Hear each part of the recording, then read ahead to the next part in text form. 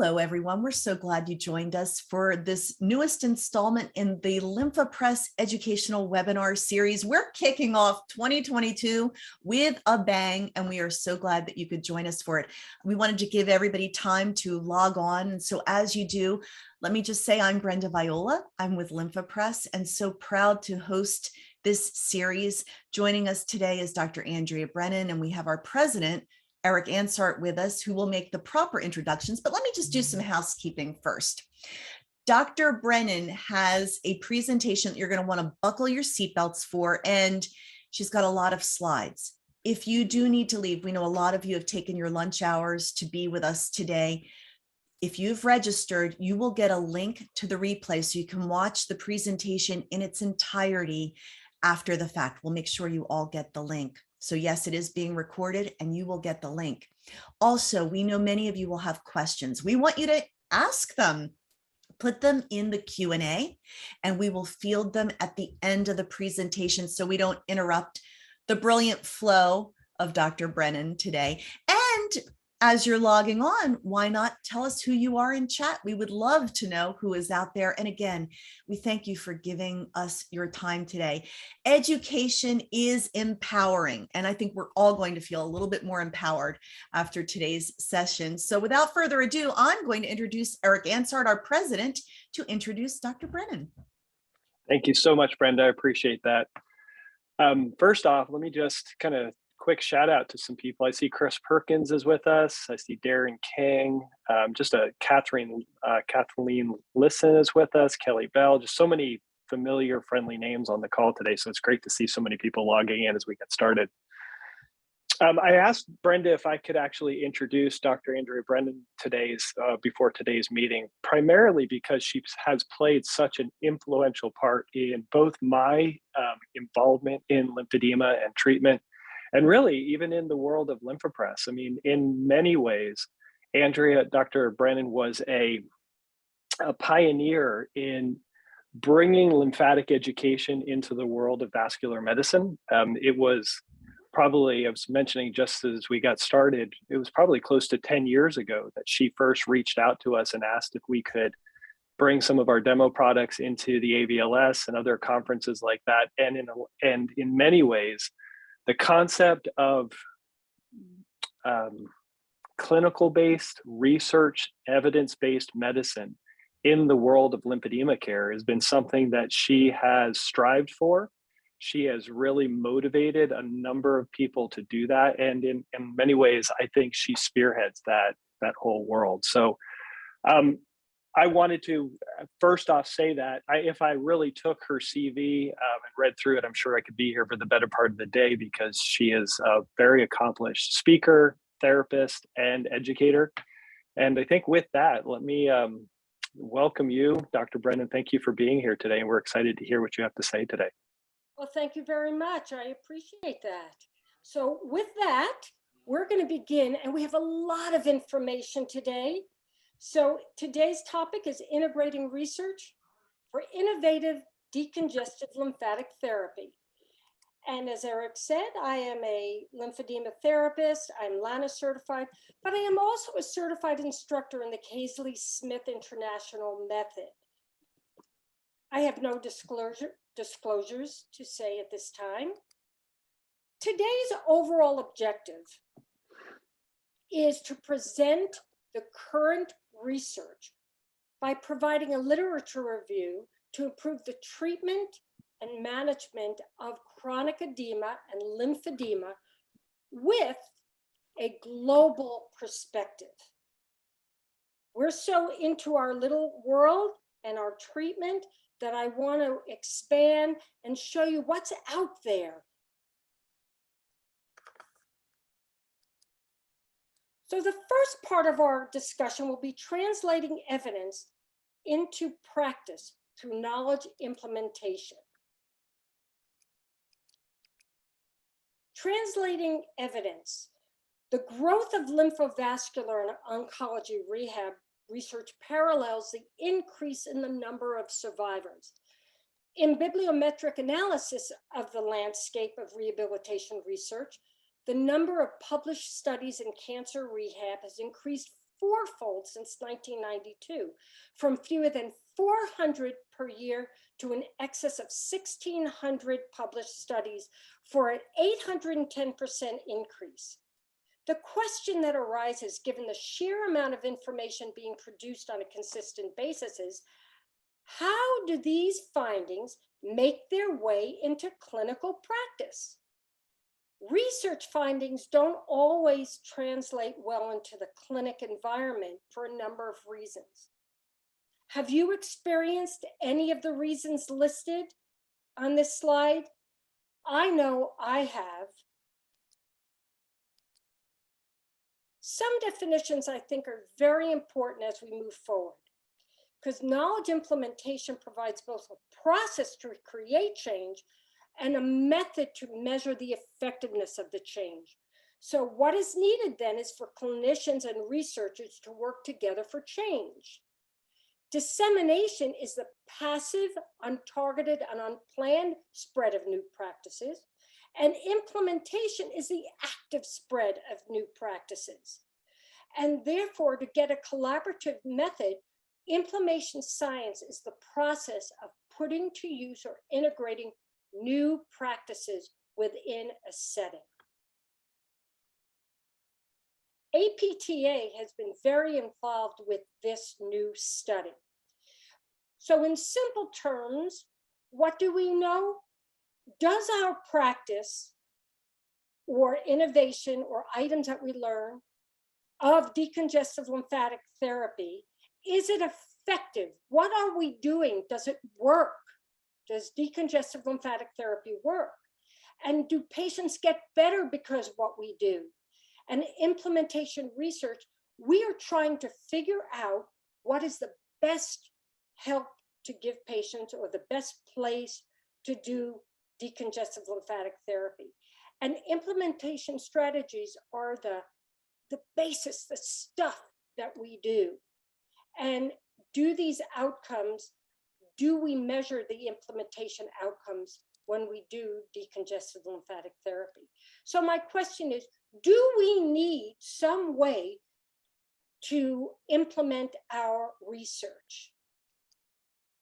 We all learn and we all attend these programs, but what do we do to implement this information? So if you look at the current status of recommended evidence-based care, there's a wide variability across conditions, such as, let's say, cataracts, or alcohol use, or diabetes. And at the same time, there are patients who don't get the care. So where does patients with chronic edema and lymphedema fit in? What are the consequences of not being able to implement this research? Well, in the UK, around 80% of people with lymphedema must take off time work. About 8% have to give up work completely.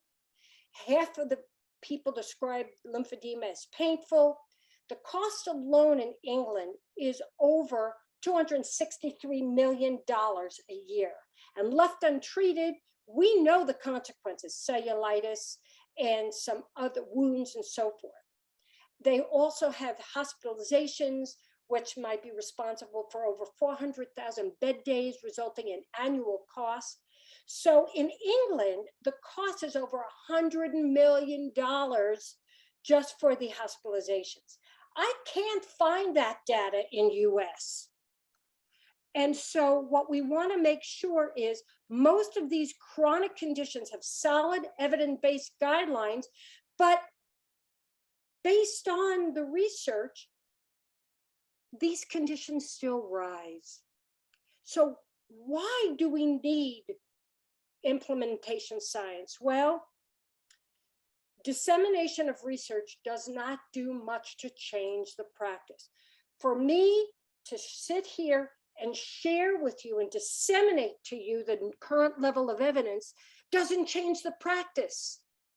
It's one thing to know, and it's another thing to implement the findings. Therefore, we want to make sure that I challenge you to optimize care by trying to take a look at implementing some of the findings. Bridging the valley of death is a phrase that has been used in non-health related discipline to describe the fundamental challenge of applying research and development advances to operations. However, the valley of death metaphor is equally appropriate to describe two major gaps in translational research continuum: the transition of lab discoveries to human subjects and the translation of the resulting evidence to clinical and public health practice and policies. The two death valleys in knowledge translation is the continuum that's been identified. Valley 1 represents the day of basic biomedical research translated into clinical science and knowledge, and Valley 2 is the other gap between clinical knowledge and clinical practice, which as well is policy decision meeting. So in most situations, an active intervention is needed to close this death valley. The types of interventions which aim to promote systematic use of research knowledge and other evidence-based practice in routine clinical practice or decision-making is known as implementation intervention. And in the past, implementation of effective health services interventions have been a haphazard process. So why do we need implementation research? Well, when do we implement research and how do we then improve our processes? So I'd like to share with you a little bit of what we talk about in terms of implementation strategies. As a clinician, you might ask yourself, what criteria should I be using? What are the assessment of new patients? How do I select compression? How do I know when it's most appropriate to suggest a patient transition, let's say from intensive therapy to long-term self-management? Are my decisions and actions in line with what is considered best practice in the management of lymphedema therapists? If lymphedema therapists have a question, where can they turn for reliable advice amongst the many sources and sites available through the internet? So because the terms clinical practice guidelines, which is a CPG, consensus statements, position papers are frequently used as if they have similar meanings, I'd like to clarify them. A CPG develops recommendations that are based on a more extensive systematic review of the literature and weighs the potential benefits and harms of these options. These recommendations are usually subject to rigorous peer review. Criteria from the National Guidance Clearinghouse have strict selection of a CPG. By in contrast, a consensus statement reflects opinions synthesized from an organized group of experts into a written document, and the panel of experts on the topic of interest carefully gather and discuss scientific data available, but not through formal evidence review. And finally, there's a position paper, which is a document that presents an opinion about an issue, usually that of an author or another specified entity, such as a medical society. So are these strategies available for the practicing clinician here in US? Well, only a collaborative and multidisciplinary partnership between all stakeholders, collaboration of medical academics, lymphedema therapists, patient advocates, and others using participatory action research and recognized experts can lead to an improvement in the management of lymphedema. And improving the management of lymphedema is an ever dynamic process requiring ongoing research and implementation practice. So where are we with that here in the US? A systematic review was conducted during the years of 2000 and 2017 from the National Guideline Clearinghouse, the British Medical Journal Clinical Evidence, and the National Institute of Health and Care Excellence, as well as from Medline and Google. The terms were lymphedema guidelines, consensus on lymphedema treatment, management of lymphedema, and management of lymph swelling were used.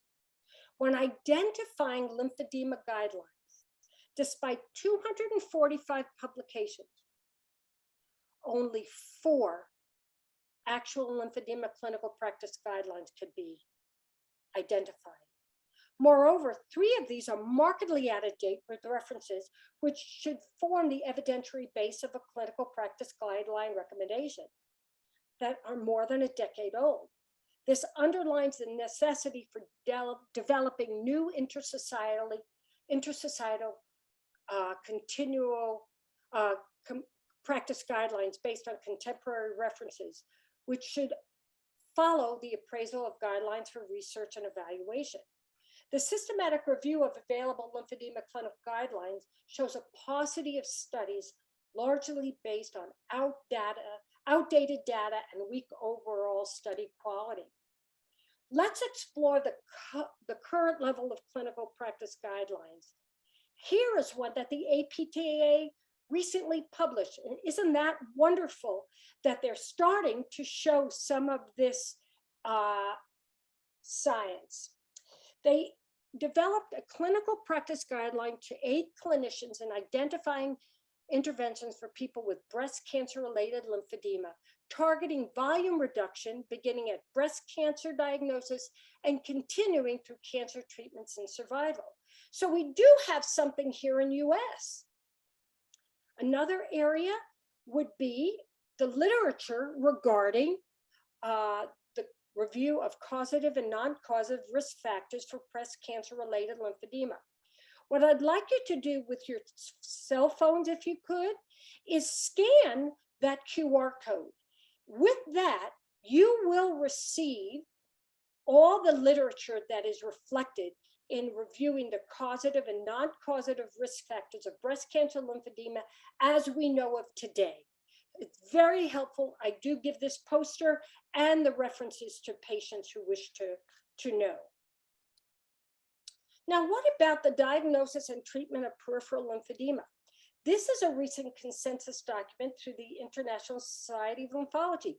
Yes, they just updated it as of 2020, and they periodically update it, which is fabulous. Now, look at the NLN. The position statements of the NLN currently are outdated, and I'm sure they are working to update it. But the most recent statements are 2012.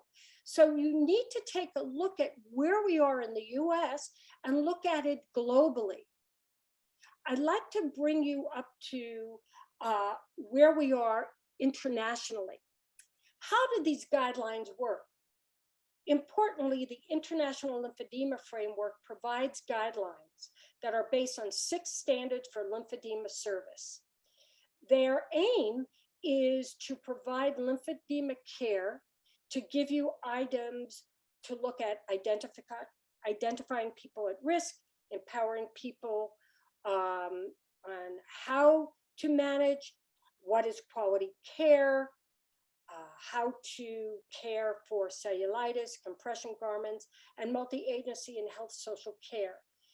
And these documents are free downloads, and I encourage you to read them. They are currently being updated.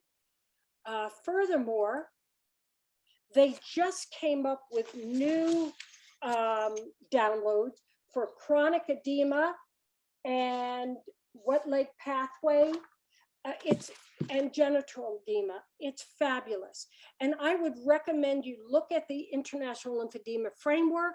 Matter of fact, kudos to LymphoPress that they became a proud industry sponsor for the International Lymphedema Framework, because that's where so much information and evidence and research is happening. And it's very slow to come to the US. Now, American Lymphedema Framework Project is a part of the greater International Lymphedema Framework. It was introduced in 2009. It introduced a national initiative to improve the management of lymphedema and related disorders. Findings included in their research, the ALFP found that there was an absence of medical professional education and healthcare coverage which is fraught with access and reimbursement barriers. Despite their efforts, where are we in 2022? They describe the current state of affairs undeniably paints an image of chaotic patient journey along the continuum of lymphedema care, from diagnosis or misdiagnosis to identifying, accessing quality treatment, to reimbursement and lifelong continuous support and care. Well, that is really something to take in. Where are we as clinicians here in the US? There's a bigger and greater world, and I'd like to share with you what's happening across the pond. As you know, I am a Casely Smith certified instructor, and I meet with my colleagues every quarter to take a look at the research, and it is amazing what they have. So I'm going to present, the next part of this presentation is to give you an overview of the guidelines that they have in the UK. In March of 2019, the UK developed a National Lymphedema Partnership document. And the aim of the document was to provide guidance to improve the commissioning of lymphedema services across the UK, regardless of its cause. It explains what lymphedema and chronic edema is, including risk factors, explores why providing care matters, including the likely prevalence and the economic case for treatment, evidence of the current provision in the UK, describe what good lymphedema and chronic edema care looks like, and outlines the short and long-term recommendations of what they consider the National Lymphedema Partnership. So this has such profound views in the UK. And here in America, I know that I've worked in areas that I'm alone. Not many have the opportunity to work in a multidisciplinary team setup, but to take a look at what they have in terms of guidelines is wonderful. And I'm going to present some of them to you. The national partnership started with, and they found, as we have at the ALFP, talked about that physicians and healthcare providers don't have enough information. They don't know what lymphedema is. Well, the BMJ, the British Medical Journal learning component, developed a module written by Drs. Peter Mortimer, Vaughan Keeley, and Christiana Gordon from St. George's, made a very practical module that explains what lymphedema is, how it affects individuals living with it, what can make it worse, how it can be treated. There are videos to show tips on how healthcare providers can support patients wearing compression, skin care advice, tables about medications to help swelling, information about cellulitis, and other things that should help the healthcare professionals. So I want you to take a note at the website, and you can easily access it and provide it to maybe some of your colleagues. How does the UK disseminate some of this information? Well, in Greater Manchester, they came up with a 2-year program that commenced in January 2019 until December 2020. Now, if you look at what we have in terms of a lymphedema systems approach, take a look at what they've looked at as a project to improve care in Greater Manchester. The project was required to gather information about what lymphedema is, what is the gap of care, how to develop a general approach, work with managers and services to inform what changes are needed, support management with information required for business cases for additional funding and staffing, work with healthcare services, develop tools to help transform services and people at risk, and that this approach would ensure Greater Manchester to have a cost-effective program to support care, self-management, reduce comorbidities, and provide timely assessment. And wouldn't that be wonderful to take some of this and work in your own areas of expertise? Now, I know this is a very busy slide, and you could see that it's easily accessible from in the reference that I gave you. The CPGs provide definitions and detailed guidance through the use of algorithms. Clinical care algorithms are described for sequential clinical decisions and interventions and are used to improve medicine, to improve and standardize decision-making procedures and overall care. This is one strategic pathway based on evidence. And if you look here, they have for the healthcare provider, those who are have cancer, primary care physicians, community healthcare workers, and palliative care. And it helps work its way through this algorithm to the lymphedema therapist, who then can take some of that information and come up with some type of standard of care. This is not locked, by the way. This is just to give you some guidelines to make sure that you're on the right track. Here is an interesting pathway or algorithm. This is called the red leg pathway. The British Lymphology Society is a dynamic body providing support for those individuals involved in care and treatment of people with lymphedema and related lymphatic disorders, including lymphedema. We just had the British Lymphology Society meeting, and my head was exploding at all the different things that they offer therapists to refer to. Here is a red leg pathway. And in order to ensure correct identification of causing red legs and reducing the number of patients receiving the incorrect diagnosis and inappropriate use of antibiotics and associated health risks, along with poor patient experience and delays in effective management, they're utilizing this pathway. I know colleagues text me and call me, oh, it's red. Do I have to send them to the ER? Do I need to send them to urgent care? Well, this is an interesting pathway to help make those decisions. And again, this is a website that brings you right to the pathway. Another area is about, do we treat patients with deep vein thrombosis? There is confusion about this. So the BLS came up with a statement for a position paper to support evidence-based practice and debunk myths around management of DVT and lymphedema. It's recognized that patients with pre-existing lymphedema can develop DVTs, and that patients who get DVTs are very likely to get chronic edema as part of post-thrombotic syndrome. So here's another area that you could look at. What about ABPI?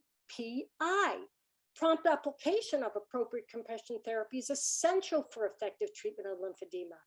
However, it is accepted that prior to the application of compression to lower limbs, either bandaging or compression garments, patients should demonstrate a satisfactory vascular status assessed by the ABPI. Unfortunately, the presence of peripheral edema may render this reading grossly inaccurate.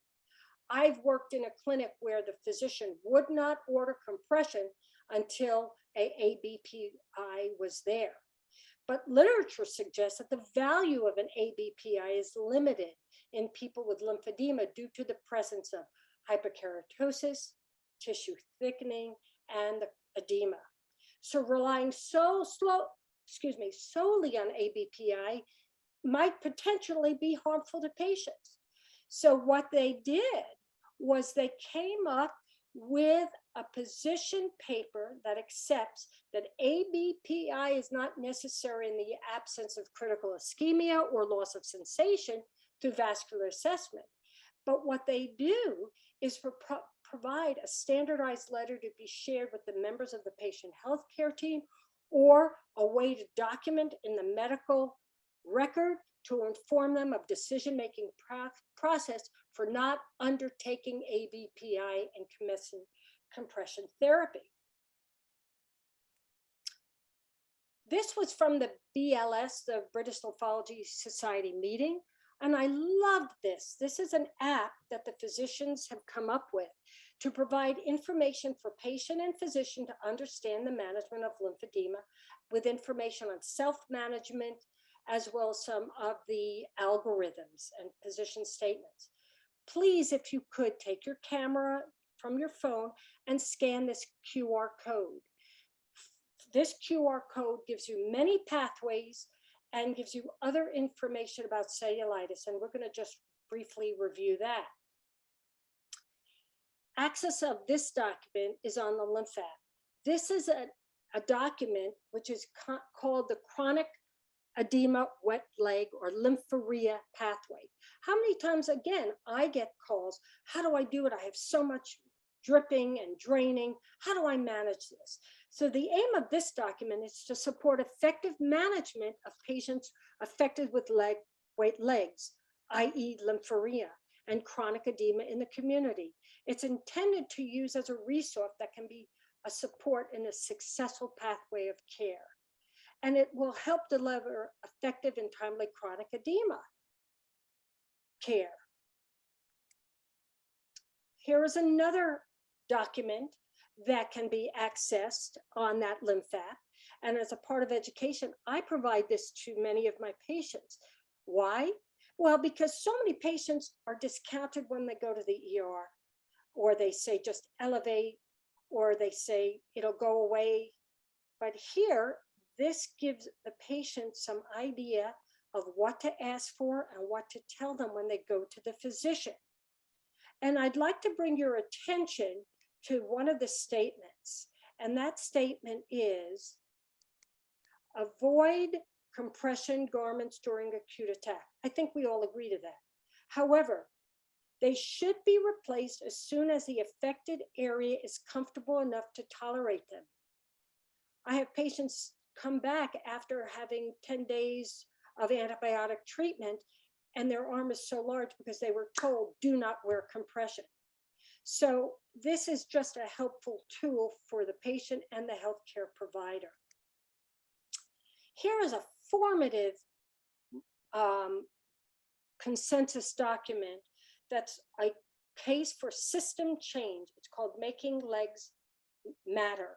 This is a very big program that they are doing. It's called legsmatter.org. I encourage you to look that up because every year they have a Legs Matter program. And this consensus document, and please download it, it's fascinating. It's split into 5 sections and it's well worth the read. One is the call for visual transformation. Status quo is no longer acceptable. Don't you feel that? We must change it. We can solve this lower limb challenge. It tests your thinking, and then there's a call to action. The case for change and transformation, the status quo is no longer acceptable. It explores reasons why the current system, despite massive effort on the part of healthcare professionals, fail to deliver quality of care. And it talks about the different strategic frameworks to advocate for health services for some of these patients with chronic edema. So this is what's going on across the pond. And perhaps you can glean from those things to help your current practice. Here is another wonderful guideline. This is for lipedema. Without guidelines to the disease, symptom checklists or treatment plans, medical providers are unlikely to understand the disease or recognize it when they see in their patients. So most women with lipedema discover the disease on their own and bring it to the doctor to discuss a report, being dismissed by their providers who are unaware of the disease or have no medical expertise. Well, the best practice guideline in the management of lymphedema from the Wounds UK can be downloaded. And I suggest you do that. But here is for the physicians an algorithm again. But I'm so excited to say that in December 2021, there was a document in US published on the standard of care for lipedema patients in the US. So you see we are starting to get a sense of how we can use these standards of care, these practice and guidelines for US care. Some other areas in the British Lymphology Society that I find that was very, very helpful are, what about lymphedema and heart failure patients? I know many of you say, well, oh, it's blasphemy. I can't treat patients with lymphedema or this lower leg swelling due to this common clinical problem. Well, here's a guideline written by BLS, but very much supported by Von Keeley. And he's really an advocate of lymphedema in the UK. And he says, compression is contraindicated in uncontrolled heart failure. But we really must look about the different compression treatments available and look at optimum treatments. So let's look a little closer here. And this might be very helpful on how to determine what stable heart failure is, when you can use modified compression therapy, and what is modified compression therapy, as well as if they are, what type you can do below the knee and above the knee. So please take a look at this. You'll see it, and look up Von Keeley and heart failure. So I think we would all agree that considerable resources have been devoted to health research and the production of new knowledge, particularly in the UK. But we also know that new research evidence will not change patient outcomes unless it's applied in clinical practice and policy decision-making. That is why we really need to look at the implementation phase of a research cycle. And if we do try to bring change, well, how do we measure that change? We know we have to do something. Are the patients getting what they need? And if they are we doing it right? What is right? What is effective? So how do we measure outcomes? I'd like to now show you what different patient-reported outcomes there are and outcome measures. Patient-reported outcome measures help improve the level of care by capturing the underlying reason why one seeks care to improve your symptoms, allowing to analyze changes in the condition over time and measure improvement, and giving data so we can make better decisions. They can also provide valuable information on lymphatic and venous disorders, translating the patient experience of the edema load into measurable construct. So for example, a decreased upper extremity range of motion and strength, but not arm volume, could be the reported problem that we can find by some of these PROMs. So let's take a look at how the patient's self-report can help understand, experience, and impact edema on physical function. These are a list of different outcome measures that you can take a look at that are not just here in US, but take a look at how many different ones are in the UK and around the world. I encourage you to take a look, download them, and see which one really makes a difference for your population. I find this one very fascinating. In Wales, and by the way, this was just discussed, I don't know if you could see this, no, you can't, in the current lymphedema ILF program this past November. In Wales, the Lymphedema Network needed to be proactive because they were getting inundated with patients and they had waiting lists that were outrageous and they needed to do something about it. So with escalating patient referrals and the growing ongoing caseload demand, capacity gap remained problematic. So they came up with a potential solution to capacity, which focused on the care of people whose needs are the highest by utilizing the lymph prom. They developed this lymph prom, which there was low scoring, which had a low impact on their functional day-to-day living, all the way up to incredible impairment. And this would then allow services to focus on the care of needs based on the score of the PRM prior to a patient being scheduled. And it gives the therapist some ideas, being that they had this long wait list, who can they provide value-based healthcare? Who can see the patients can they see the patients who need the greatest need? And there is an article by Gaby Walters and Thomas, 2021, about the development of this lymph prom. And here is the scoring. Stratifying needs to make sure patients are seen when they are needed. And they are also given follow-up appointments, and as they are followed up, they can fill this out. What's exciting is that this research received the Award of Excellence in Rehab in December 2021, because they really felt that through their research and utilizing this data helped reduce the waiting list and was able to get patients who needed this help promptly. Another PROM is the Lower Limb and Genital Lymphedema Questionnaire for men. This is based on a body chart, and it can overcome literacy, language, and psychological barriers.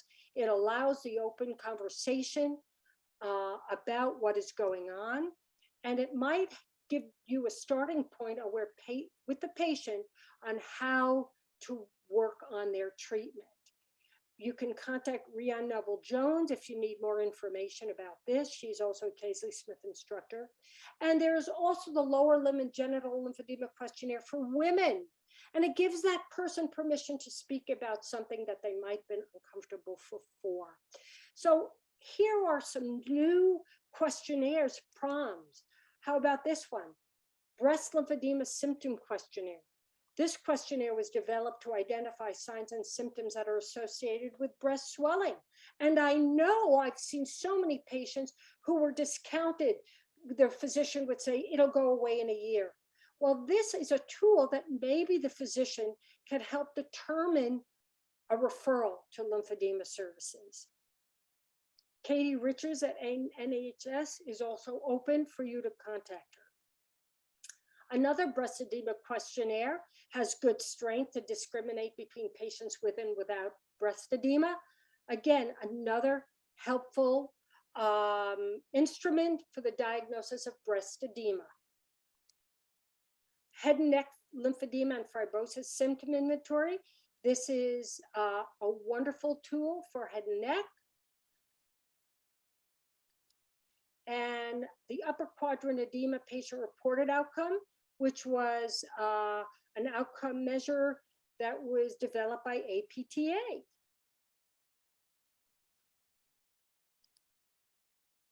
Test and measurements. So we've just looked at the functional aspects. What are the newest types of ways that we can measure based on some of the research? Well, tissue dielectric constant is a very good way to measure midline edemas. You could use a lymph scanner or a moisture meter, and these are some forms along with the measurements to determine what would be an edema and to show outcome of improvement with decreased moisture. You could look at hadhealth.com to get some of these forms. Here is one if you're going to do scanning or just, what's the word I'm looking for? Management or measuring screening in advance. Here are some points that will do a treatment monitoring. In the ILF, they came up with one of the posters and presentation was exploring the health economic impact of using technology in the assessment of lymphedema. I know many people will say, well, we don't have funds to get a LDEX. We don't have funds to get a lymph scanner. We don't have funds to get a moisture meter. We don't have funds to get a pyrometer. All we have is a tape measure. So this Cheryl Pike, another Casey Smith instructor, explored the economic use of this technology. And interestingly enough, she writes, the cost effectiveness is more than just direct cost. It includes the versatility and the usefulness across the whole caseload. Purchasing of the devices can be cost prohibitive. Thus, the most cost-effective method of measuring of lymphedema remains the tape measure. So I don't want you to feel guilty if you can't get some of these fabulous devices, because there is research, and you could look up some of the references that talk about how the tape measure is still a very good tool. Which comes to the next item of the minimum data set for lymphedema services. Power of data cannot be underestimated, and this can add to knowledge about the lymphedema population.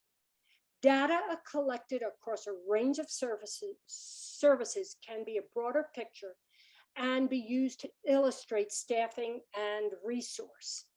I'd like to show you that we've got this lymphedema national platform. They use the BLS, the MLD, the LMII, the MLA, Macmillan, ILF, and Wales. And these are the National Lymphedema Partnership in the UK. Well, look at the groups we have here in US. NLN, LEARN, FLAP, Lipedema Project, LANA, NORD, some of the others. But there has been an opportunity or incentive for these stakeholders to collaborate. And, you know, in UK, they're using these questions to get a minimum data set for lymphedema. And this tool was to provide information on the types of patients being seen, demonstrate workload and capacity, and provide a baseline to benchmark against other services. Data collection is divided into relayed data to person to include age, gender, body mass, and mobility, underlying cause of edema, and complexity. Am I saying to use this, you know, here all in US? Well, maybe start small. Look at your clinic. Look at if you are many services in a hospital setting that have many lymphedema clinics, or just your one practice. Wouldn't it be nice to get an idea of this information? Because remember, information and knowledge brings influence and power to all to benefit of people with lymphedema. So let's get to some of the controversial areas of research. And I'd like to review, let's say, the research on manual lymphatic drainage. Now, just a reminder, okay, I am only the messenger. I am not responsible for the research. I am not responsible for the literature. I am merely reviewing it and reporting it to you. MLD. In the literature review that I undertook, the level of recommendation is not high in the systematic reviews evaluating its effectiveness for MLD and breast cancer related lymphedema. And MLD in the intensive phase might not provide an additional support to the treatment. So what I'm doing in the next few slides is I highlighted the findings of some of this research. 2013, CDT without the use of VADR MLD, okay. 2015, MLD adds no further volume. 2018, MLD didn't significantly increase quality of life. 2018, MLD is inconclusive. 2020 may not reduce the risk of developing, which is true. But it says the addition of therapist provided MLD to the postoperative care may not reduce the risk of developing it. modifying specifically or shortening or omitting the MLD. This is in fact in the APTA guideline that we talked about earlier. 2021, no additional effect of MLD was found in regard to the percent reduction. And then in general, here in 2021, scientific evidence to support the benefits of MLD on preventing or reducing breast cancer-related lymphedema remains unclear. Even the practice guideline by APTA includes its findings. Now, remember what Rothstein said, the absence of evidence doesn't mean it's negative evidence. We just have to do better. But this is interesting. As of 2021, Karen Johansson, who is a university professor at Lund University in Sweden, offered lymphedema treatment course in Sweden. And look what her course does not include. But manual lymph drainage as MLD never has been proven effective. And they are not providing MLD in their training. So I emailed her. I said, I was really wondering, what is this about? And she said they haven't succeeded to come up with the evidence. So I think it is time to give MLD up and focus on treatment that works, which is compression and self-care. I mean, that blew my mind. I don't know about you guys, but that blew my mind. If that's where the research is going. There is some other current research in Australia based on research by Swami and Macquarie University. The ALERT program has shown that there is different drainage, not really going to the contralateral axilla or to the inguinal. Isn't that interesting? And I know in UK, they are changing their pathways. For arm draining, they hardly use the ipsilateral inguinal. And so take a look under this article at the ALERT program. This is the pathways they're using for the arm. Now let's go to our final topic, which is the use of pneumatic compression devices. Again, I just want to share with you that I am just merely providing you the outcomes of the literature review. So I'm just sharing it with you. It's not whether or not it's my belief clinically or not is irrelevant. It's what the data shows. So some of the older non-programmable pneumatic devices were associated with complications and poor patient acceptance, primarily because the older devices applied a higher static compression that were deemed clinical suitable. And risk associated with these devices included development of a fibrotic cuff at the limb root, in the initiation or worsening of genital lymphedema, exacerbation of lymphedema perhaps in the trunk or the abdomen. Often these decisions for the type of pump you give are mandated by third-party payer restrictions and maybe not clinical rationale. And established professional organizations don't provide specific recommendations or standards for device selection. So in 2017, the intermittent pneumatic compression devices for management of lymphedema had some a review and clinical effectiveness guidelines. Their findings through extensive clinical experience does not support the above claims, and therapy-specific adverse effects occur in less than 1% of the patients. This clinical guideline with research did not observe chronic lymphedema of genitals during long-term compression device application.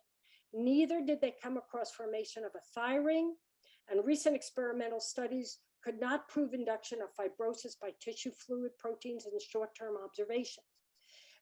The devices did increase tissue elasticity, measured immediately after pneumatic compression, even in the 3-year treated patients proved that warnings of these devices may cause development of a thigh fibrous ring. That remains unjustified. So where are we now? what's going on with our studies and pneumatic compression. So I'd like to talk to you about the studies. Right now, total tissue pressure is the sum of hydrostatic and colloidal pressures influenced by external pressures greater than the difference between working pressure and resting pressure in the total tissue pressure.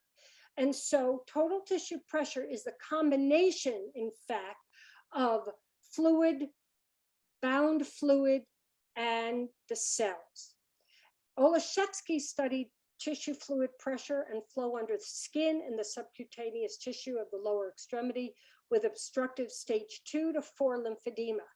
And what he found was pneumatic compression generated tissue fluid pressures on the average of 20% lower than the pressure of the inflated sleeve chambers.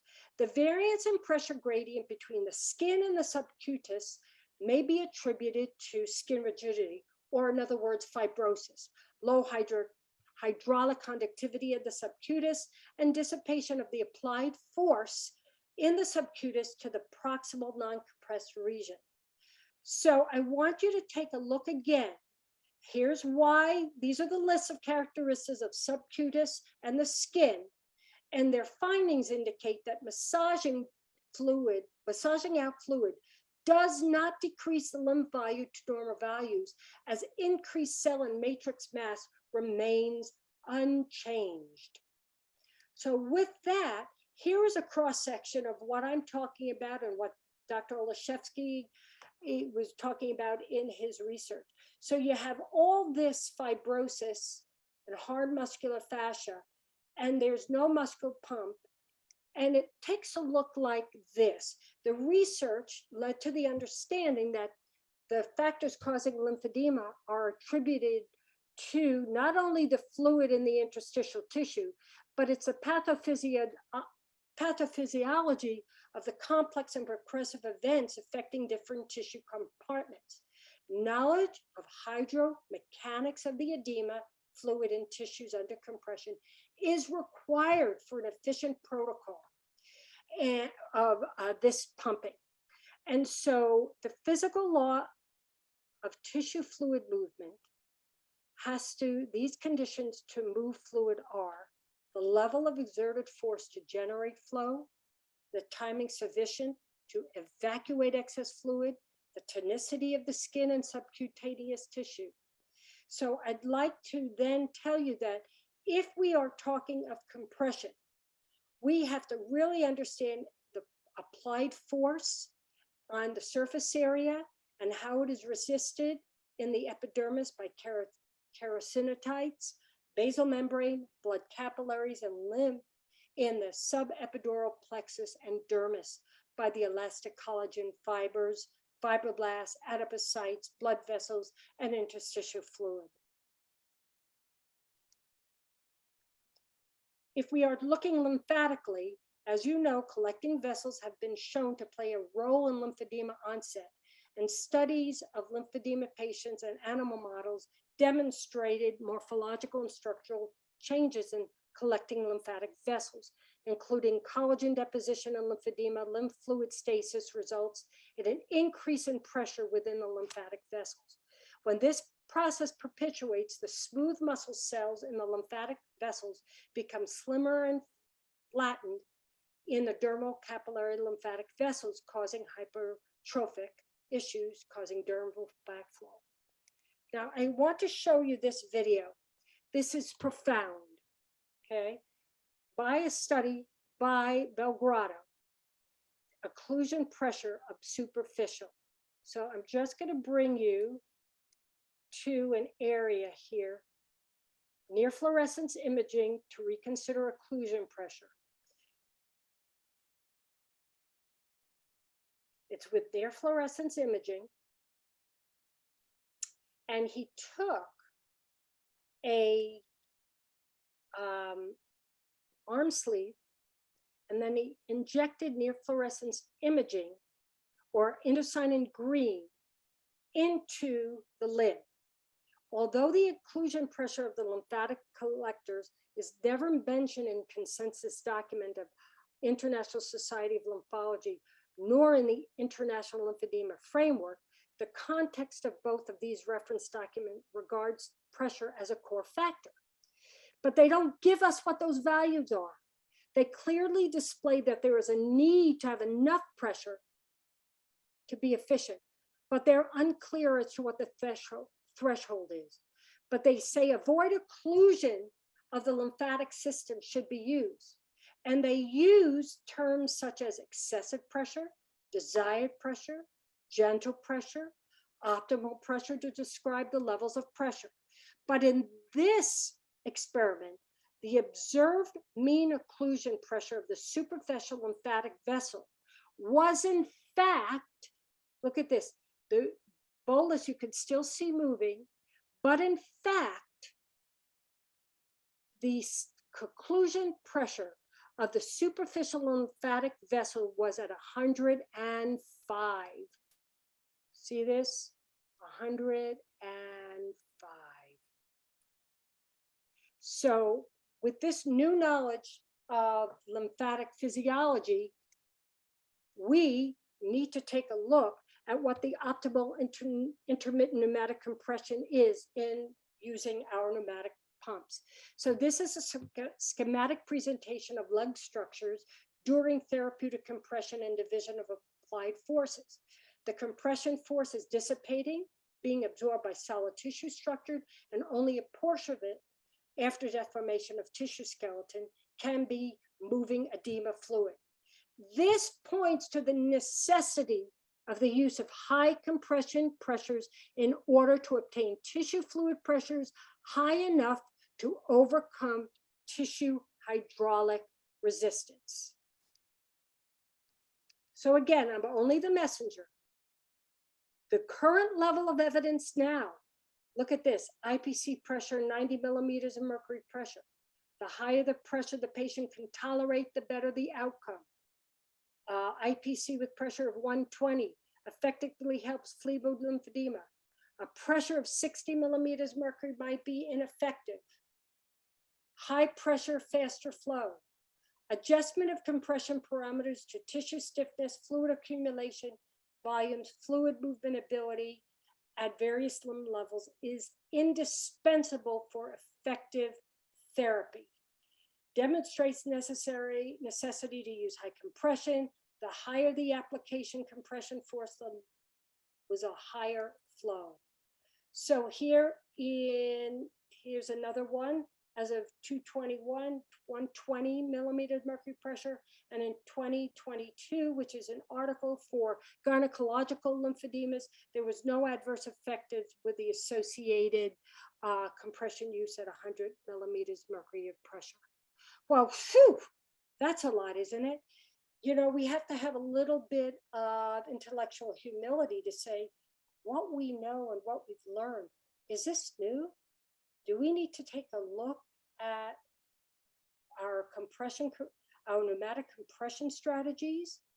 If pneumatic compression replaces a missing lymphatic function by providing fluid moving force, subsequently enhancing channel formation process and in fact facilitating evacuation of fluid containing excess cytokines, well then the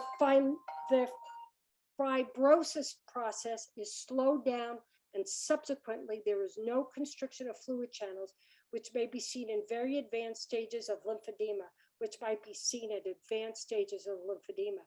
So is this something that we need to consider when issuing and using our pumps? So I just reviewed lots of different things and lots of questionable things.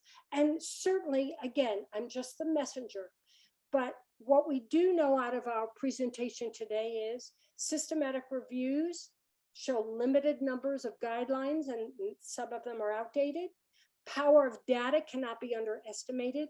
And if we get that knowledge, we might be able to help the population that we work.